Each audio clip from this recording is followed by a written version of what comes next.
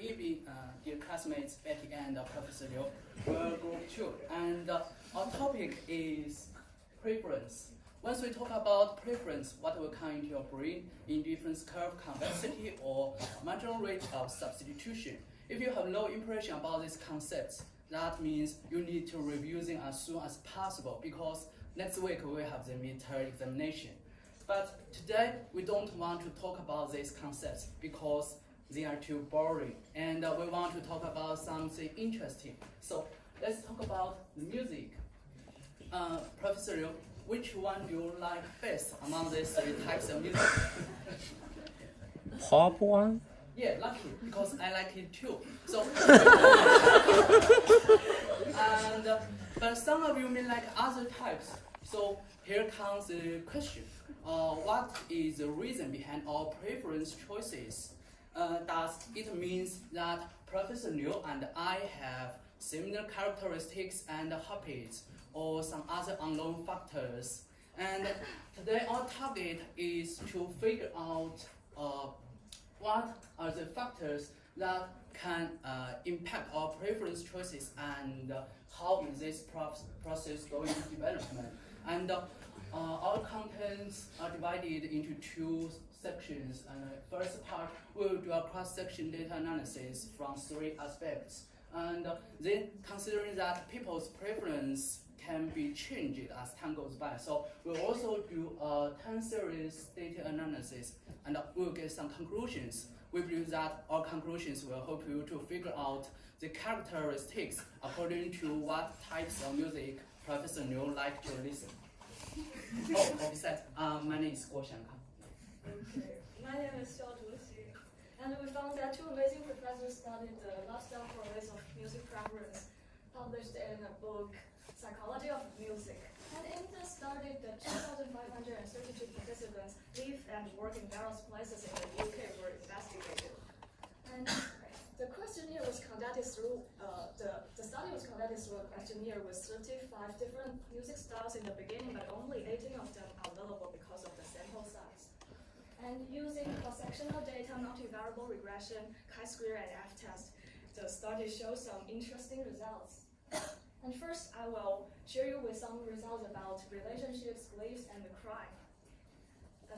Fans of DJ bass, hip-hop, rap, and dance or house are a kind of amazing people. And in my opinion, the three kinds of music are quite similar.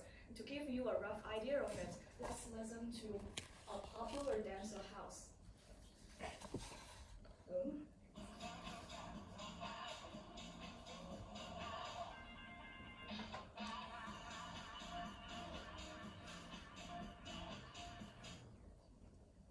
According to what you've heard, you may have some guess about your preferences.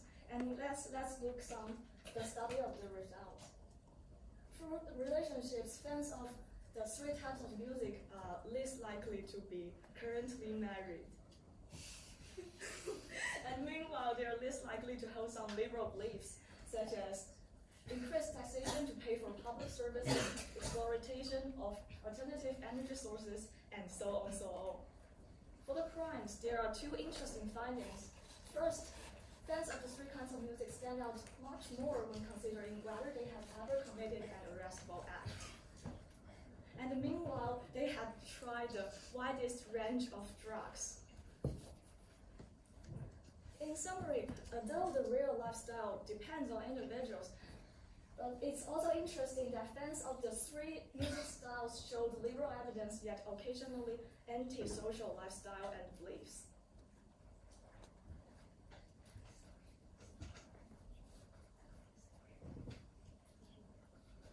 And next, in this part, and I will continue to use Edwin's empirical results to find whether the media usage, leisure time activities, and music usage will correlate with the music preference. And firstly, let me introduce the relationship between the media usage and music preference.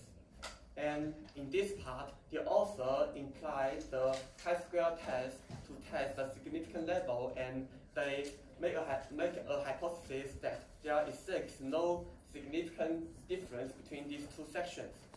but we find that the p-value is more than 0.001, so there does exist some distinguish between these two parts. And thirdly, the R&B and classical music fans will prefer to right-wing media. However, the rock fans prefer to the left-wing media. So it is surprising that our music preference will furtherly influence our political tendency.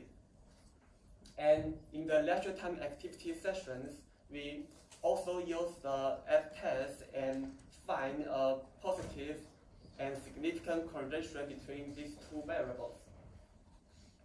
As for the music usage, we continue to apply the chi-square test, and surprisingly, in all the 6 sessions, the p-value shows a significant level less than 0.0001.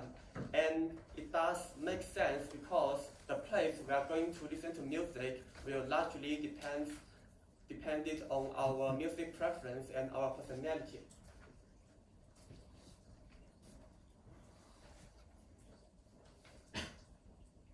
My name is Chen Ximan, and now I'm going to introduce the third part, how music preference correlates to holidays, income, and cleanliness. In the survey, participants were asked that how many numbers of holidays they took per year. The result shows that fans of dance and house took more holidays than fans of any other music style. Let's remind this red one. Then when asked about how about the annual house income before tax, results shows that fans of dance and house and DJ-based music, etc., earn the lowest incomes. So you can see that they took too much holidays, so they have no time for earning revenues. While the fans of opera and so on earn the highest income, which consistent with their higher protected social status. And when investigated about the cleaning frequency, we can see that the fans of other pop music styles and DJ-based music bath and wash their hair most often. However, fans of opera bath and wash their hair least often, but they have earned a very high income. So perhaps that's because the high-income people seldom do manual labor, so they needn't clean themselves very often. So here are my conclusions for joke. If you take too much holidays, you will earn little income. Then you may become a fan of dance and house. Only if you earn much money, you may bath and wash your hair infrequently. And if you do so, you are most likely to be a fan of opera.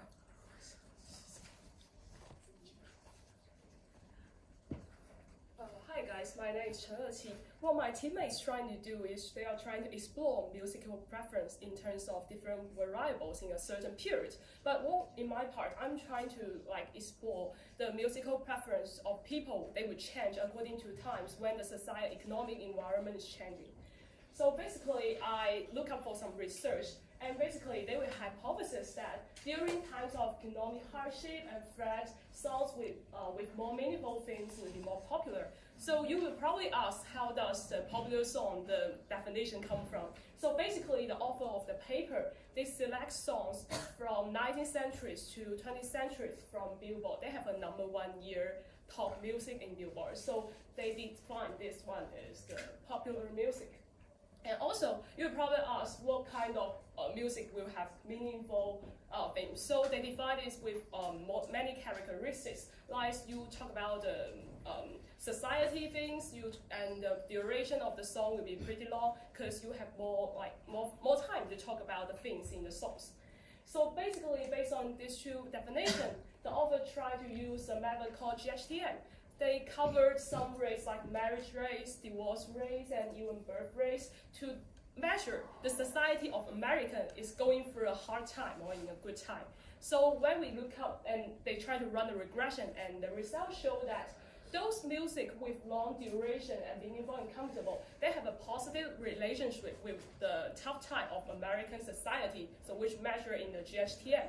So when we look up to the variable duration specifically, you can see there is a consistent relationship when society of America is going through a relatively tough time.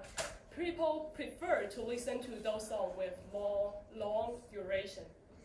except for the Hey Jude in 1968, that is the exception, and the author tried to fail to explain how it comes. And also, okay. Okay, stop here.